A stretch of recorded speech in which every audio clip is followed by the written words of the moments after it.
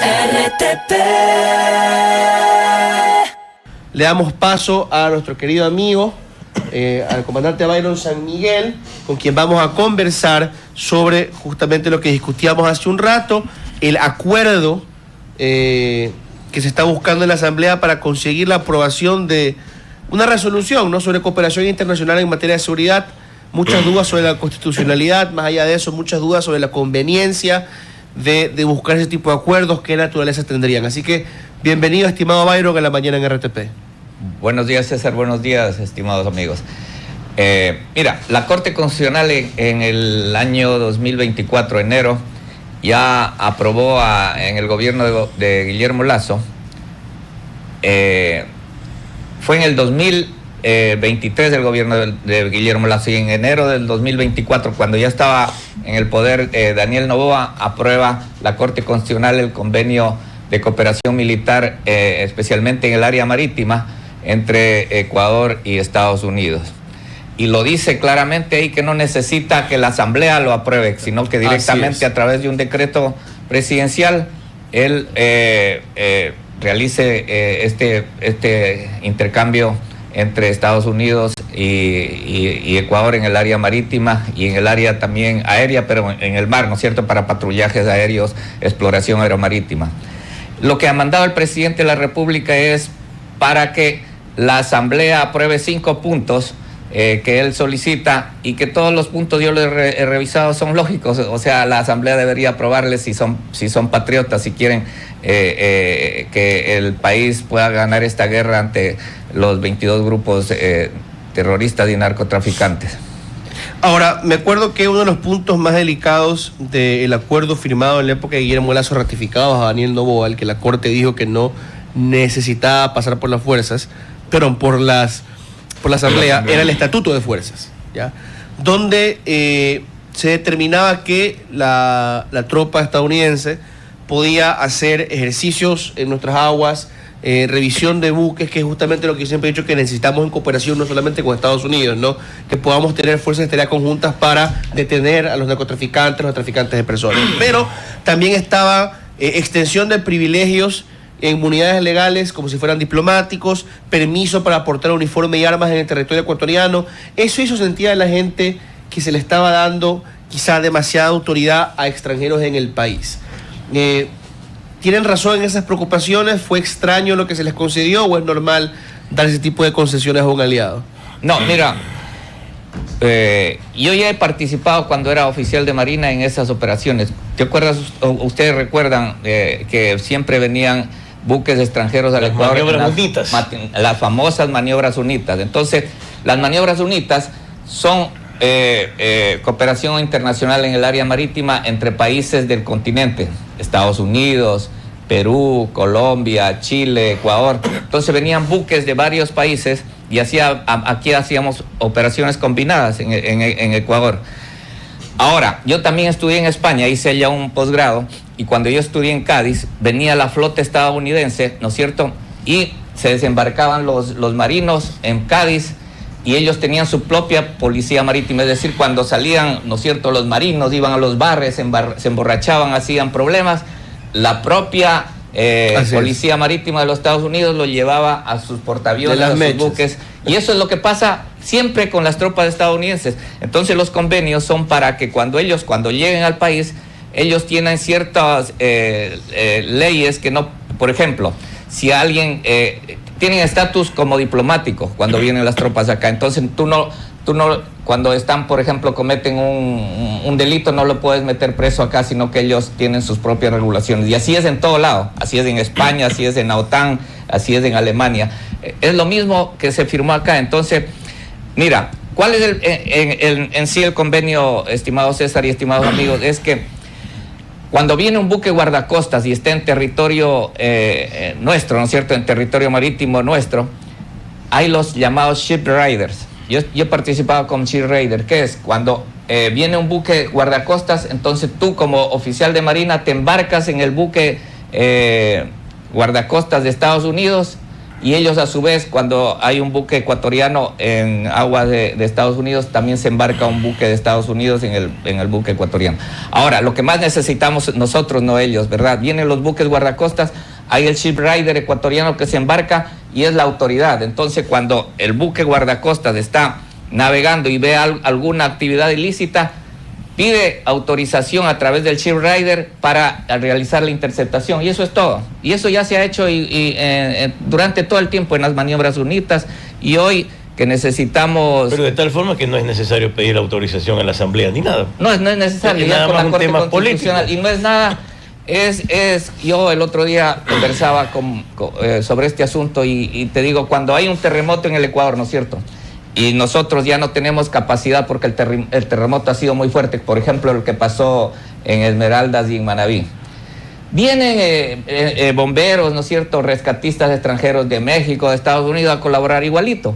Nosotros ahora tenemos una guerra interna y a veces las fuerzas sobrepasan, entonces tenemos que pedir ayuda y vienen militares, especialmente en el área de inteligencia, con medios tecnológicos mejores que los nuestros para apoyar. Entonces no hay ningún... Pero igual principalmente se habla de cooperación en el campo naval. Inteligencia, exacto. Y aparte de inteligencia, digo, en operaciones más bien en el mar territorial. Sí. Y también me acuerdo que, y aquí lo confirmaba leyendo primicias, que había también un acuerdo a nivel de operaciones marítimas contra actividades ilícitas, donde se determinaba que si iban a operar naves norteamericanas en nuestras aguas, para realmente realizar un decomiso, un arresto, deberían tener a un oficial ecuatoriano presente. Es el shipwrighter que te... Lo que usted decía. Entonces, eso siempre es necesario. No puede haber, en teoría, bajo los acuerdos actuales, una operación norteamericana más allá de, digamos, transitar, si no hay un ecuatoriano ya adentro. Mira, te voy a explicar cuál es lo que pasa en Ecuador y en Estados Unidos. En Estados Unidos, la Navy, ¿no es cierto?, la Marina, es una fuerza que se encarga de la soberanía marítima de Estados Unidos. Y los guardacostas no pertenecen a la Marina. Ellos pertenecen antes al Departamento de Transportes y ahora dependen al Homeland Security, a partir de la guerra contra el terrorismo. Entonces los guardacostas dependen del Departamento del Homeland Security. En caso de guerra, las fuerzas guardacostas sí se unen a la Navy, pero la Navy y los guardacostas son dos instituciones diferentes. Que coloquialmente les llaman el Yacht Club del tío Sam. Exacto. En la Marina ecuatoriana es diferente. En la Marina ecuatoriana nosotros somos, la Armada del Ecuador es la que defiende la soberanía marítima, como la Navy en Estados Unidos, y también somos policías del mar a través del cuerpo de guardacostas que depende de la Marina. Entonces la Marina del Ecuador es Navy y guardacostas juntos. Tiene doble función. Claro. Entonces, al ser nosotros, porque la policía, de acuerdo a la ley, ¿no es cierto?, en el mar no pueden estar policías nacionales, los policías no pueden estar en el mar, están la Marina a través del cuerpo de guardacostas. Ya. Entonces, en el cuerpo de guardacostas tenemos convenios con el Coast Guard de Estados Unidos. Nos va a llegar un buque guardacostas donado por los Estados Unidos, un buque grande, y entonces eso son la cooperación. Cuando vienen los buques guardacostas, que son grandes, que tienen inclusive helicópteros, entonces ellos, a través de también tienen exploración aeromarítima a través de los Petres Charlie, aviones grandes y de los AWACS, les dan inteligencia y le dicen, por ejemplo, una embarcación o un pesquero está ahí y no se ha identificado. Van los guardacostas, mandan su helicóptero y a veces cuando están en nuestro mar territorial tienen el shipwrighter y a través de él autorizan la captura y ahí encuentran la droga o los submarinos, etcétera, etcétera. Entonces es una cooperación eficaz porque hemos decomisado más o menos un 25% de droga más que el año, hablo del año 2024, que el año 2023. En este a raíz de este acuerdo. Sí. También los puertos, por ejemplo, mira, la Unión Europea ya quitó la lista negra de Ecuador. Pero dicen que no existía la lista negra como tal, sino que hemos bajado. Sí, bajaste, o sea, de los 5 países mayores exportadores hacia Europa, Ecuador ya no está en esa... Pero eso es compatible con, por ejemplo, las declaraciones del embajador italiano apenas la semana pasada, en que señala, no sé de dónde obtuvo esa cifra, que el Ecuador es el exportador del 70% de la cocaína mundial. Claro, mira. ¿Esto tiene algún asidero? Por ejemplo, a los puertos de Bélgica se exportaban exportaban, entre comillas, 110 toneladas de droga desde los puertos de Ecuador. El año 2024 se bajó a 30 por los controles que ha puesto la Armada a través, ¿no es cierto?, se militarizó los puertos y además con los escáneres que ya están funcionando. Es decir, ahora hay un mayor control de los puertos y lo que dijo el embajador, sí, porque Ecuador se transformó en el mayor exportador de drogas. Bueno, pero él lo señaló como algo presente hace apenas 4 días. Han bajado, claro. Pero yo le escuché que dijo que bajó también. Pero dijo que el Ecuador, en ese momento de su declaración, hace 4 días, es el mayor exportador de cocaína a nivel mundial. Sí. ¿Esto es cierto? Ahora ya no. Ahora, mira, lo dijo hace 4 días. Lo que se ha puesto obstáculos en los puertos, ahora, ¿qué hacen los narcotraficantes? Utilizan ahora Perú, Chile, Brasil y Colombia para exportar. O sea, Ahora, ¿qué sucede? Que las 110 toneladas no han bajado en Europa, sino que llegan ya no de Ecuador, sino que llegan de Brasil. Es que el consumo no ha bajado. Claro, llegan y de eso Brasil. Sería bueno que hable también el embajador. Claro, llegan de Brasil, de Perú, de Chile, de otros países, ya no de Ecuador, porque Ecuador está poniendo ahora más también, controles. quién sabe, sí, porque, a ver, eso yo lo saludé, ¿no? A principios de del final de este periodo que asume Daniel Noboa, porque en teoría sigue siendo el periodo al que ganó Guillermo Lasso, vinieron alcaldes de, si mal no recuerdo, Amberes, Rotterdam y Hamburgo, ¿no? Del puerto principal de Bélgica, del puerto principal de Holanda y de unos puertos principales de Alemania. ¿Ya? Y vinieron a conversar sobre cooperación en seguridad y combate contra el tráfico de drogas. Entonces podría ser tal vez que hayamos ganado un poquito terreno en ese frente, ¿no? Lo que sale directamente a Europa, y que estén buscando otras rutas hacia Turquía, de Turquía meterlo por otras vías, a través de Odessa, a través de los puertos de los Balcanes. Digamos, siempre es difícil como que seguirle la pista, el paso a estos grupos transnacionales del tráfico de drogas. Y mientras haya demanda, va claro, mi pregunta entonces va a ¿qué podemos hacer nosotros, verdad, para combatirlos casa adentro con mayor efectividad en sus rutas? ¿No? ¿Cómo hacemos para tener un mayor control, por ejemplo, si ya tenemos estos acuerdos con aliados en el mar? ¿Cómo hacemos para combatir en la frontera norte, en la frontera sur, en las rutas que van por la Amazonía? ¿Qué nos hace falta ahí? Mira, falta el control en la frontera norte con Colombia, porque la droga, mira, se ha triplicado la producción de droga en Colombia. Antes producían una cierta cantidad, ahora es el triple. Y esa droga venía por Ecuador, porque nosotros en los anteriores gobiernos no había controles, entonces era libre acceso. Pero eso significa que Colombia tenía un mejor control, porque Colombia accede a 2 océanos. Entonces, claro, sería logísticamente una mejor plataforma que nosotros. Claro, ellos tenían mucho mejor control en los puertos y en las costas. Nosotros no. Entonces, a partir de hace poco tiempo se está implementando. Además, no teníamos medios. Mira, en los anteriores gobiernos creo que en el mar habían unos 2 o 3 buques de la Navy más unas lanchas guardacostas. Ahora se ha incrementado, con la cooperación ya tenemos aviones de exploración. Es que es fácil con aviones de exploración en el aire, controlando el mar. Yo me he embarcado en aviones y tú ves el panorama completo del mar. Y entonces ahí tú ves los contactos y desde allá le mandan la información a los buques guardacostas. Por eso es importante la cooperación y por eso se ha reducido. Ahora, yo también fui miembro del director de Autoridad Portuaria de Guayaquil, donde se pusieron los escáneres. Con los escáneres, todos los contenedores tienen que pasar por los escáneres. Entonces, ahí también hay un mejor control. Ahora sí, así tengas escáneres que sean tecnológicamente excelentes, si los operadores son comprados por la mafia, también. Entonces, todo eso tienes que... Porque ¿quién observa los contenedores dentro del puerto? Son operadores civiles y ellos son fácilmente comprados. Sí. Y tú te has dado cuenta que han habido muertos en el puerto de esta clase de gente. Entonces, hay que hacer un estudio integral para este asunto. Pero sí se ha puesto obstáculos en los puertos, en el mar. Por eso los narcotraficantes están yéndose a otro país. Y es una máxima inseguridad. Si tú le pones obstáculos a un delincuente, por ejemplo, para que vaya a robar tu casa, le pones un guardia o cámaras de seguridad. Ellos ya no se van a ir a robar a ellos, van a ir a robar por donde es más fácil robar, donde no hay cámaras. Eso aumentan los costos para ellos. Entonces, claro. Si la droga producían en Colombia y como los puertos colombianos tenían buenos controles, venían a Ecuador. Ahora que se está poniendo acá, están yendo a Chile, a Perú y a Brasil. Ahora, como usted mencionaba que la incautación de droga ha subido durante este gobierno, ¿esto es una relación directa al aumento tanto de la violencia de este año?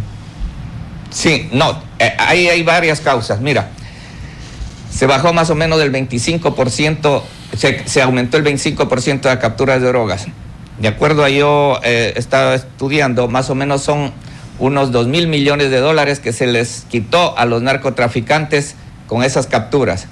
Entonces los narcotraficantes, al no recibir tanto dinero, cambian de delito. Por eso hay varias extorsiones, hay varias secuestros, y también antes tú tenías vía libre y los 10 narcotraficantes tenían su campo libre, y ahora, como se les ha reducido, se disputan por territorios y entre ellos se matan. Y eso es lo que ha pasado últimamente en estas últimas muertes violentas. Pero no se matan entre ellos. Se matan entre ellos. Hay muertes de niños. Pero esos son colaterales, claro. Pero, por ejemplo, lo que pasó en la Ciudadela acá, en Las Brisas, eran 4 narcotraficantes, y adentro de la casa se vio en la pizarra por donde ellos tenían la ruta para exportar la droga a Estados Unidos. Entonces entró un grupo de narcotraficantes vestidos de militares a matarles a estas 4 personas, donde estaba un ganés, ¿te acuerdas que era el que venía a coordinar eso? El de la fiesta famosa de Villa La Costa. Ahora volvamos al tema de la cooperación eficaz. Todas estas fuerzas extranjeras que van a ingresar al país, ¿van a trabajar en conjunto en la Marina? ¿Van a estar subordinados a ellos o van a actuar de manera deliberante?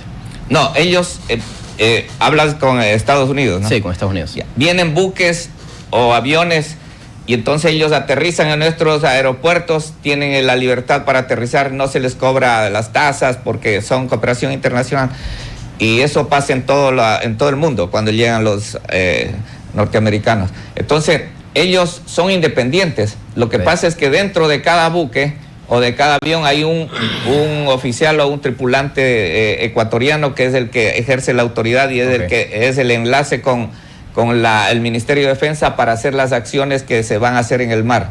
Entonces todo está controlado. O sea, alguna consecuencia que ocurra, esa persona que estaba a cargo, digamos, de ese buque será el que, digamos, responda por lo que ocurra. Exacto, así es. Mira, te voy a dar un ejemplo sencillo para que veas de qué se trata. Como la Marina no tiene mucha capacidad para dar seguridad, por ejemplo, en San Borondón. Yo era presidente de una de las urbanizaciones. Entonces, había muchos robos por el río Daule, por el río Babahoyo, a las urbanizaciones de San Borondón. Entonces, Juan José Yunes dijo, pongamos nosotros, ya que la Marina no tiene lanchas, nosotros compramos 2 lanchas y patrullamos, pero la ley no le daba. O sea, que una lancha del municipio patrulle, porque no es competencia, patrulla San Borondón o Daule, ¿no? Claro. Entonces, para que haya y cumplamos la ley, yo le digo, pongamos un oficial o un tripulante de la Marina en cada lancha, y ahí es la autoridad. Entonces, lo mismo se hace en Galápagos con el Parque Nacional Galápagos. Entonces, está la lancha del municipio, pero hay un miembro de la Marina que autoriza, ¿no es cierto?, cuando haya un delito en el río. Eso es lo que pasa con Estados Unidos. Viene la embarcación, que en este caso no es de la alcaldía, sino de Estados Unidos, pero ahí adentro está un hombre que es la autoridad del Ecuador, que es el lidera la operación, es un ecuatoriano, un oficial ecuatoriano. Y él es el que inclusive tiene toda la comunicación con el mando de la Armada y del Ministerio de Defensa para preguntar en caso de duda. Y entonces, pero lo importante es que si hay una lancha, ¿no es cierto?, o un submarino que tú sabes que es narcotraficante, va a la Armada de Estados Unidos, le detecta y se hace el procedimiento legal y se les atrapa. Una consulta, y si para eso no era necesario el tema de una aprobación por parte de la Asamblea, ¿cuál es el aporte en sí que tiene esta ley que se está mandando en este momento por parte de la bancada de ADN? Esa es la pregunta excelente. Mira, ¿sabes? Yo siempre he dicho que la guerra solo le está haciendo el Ejecutivo aquí, a través de las Fuerzas Armadas y la policía. Los demás no están peleando la guerra, ni la Asamblea ni el Poder Judicial. El Poder Judicial capturan los militares o policías, los delincuentes, y al otro día están en las calles. La Asamblea tampoco no se preocupa, no ha legislado, más bien llama al ministro de Defensa, al ministro de Interior al Congreso a hacerles perder el tiempo. Entonces, ¿qué hace el presidente? Manda para que se involucre la Asamblea y apruebe eso, pero hay partidos que no quieren dar paso a esa aprobación por obvias razones, ¿no? Mira, los correístas nunca, y cuando estuvo Correa, le sacó a los americanos de acá de la base de Manta, entonces ellos nunca les gusta aprobar un convenio de Ecuador con Estados Unidos. Nunca. Así es. Y hay ideas soberanistas equivocadas, ¿no? Sí. Porque así como creo que debemos buscar la cooperación con Estados Unidos, también debemos hacerlo con otros países. Con todos. Que no son necesariamente el eje político Exacto. norteamericano. Lo que hay que buscar es acuerdos transparentes políticamente, acuerdos que garanticen que no habrá abuso contra la ciudadanía ecuatoriana, acuerdos que garanticen el rol de nuestras propias Fuerzas Armadas, acuerdos que garanticen el rol de nuestro sistema de justicia. Si es de esa manera, un beneficio. Correcto, Claro. correcto, lo natural, lo primero. Si tenemos eso, estamos en una posición en la que debemos buscar aliados y mayor participación de nuestros aliados por la limitada cantidad de recursos que tenemos y por la ubicación del Ecuador hoy en día en el mapa del tráfico de drogas y del crimen organizado transnacional. Es un problema transnacional, necesitamos cooperación internacional para combatirlo. No solamente en el tema de seguridad, sino también en el tema del desarrollo y de la economía, todo eso va de la mano. RTP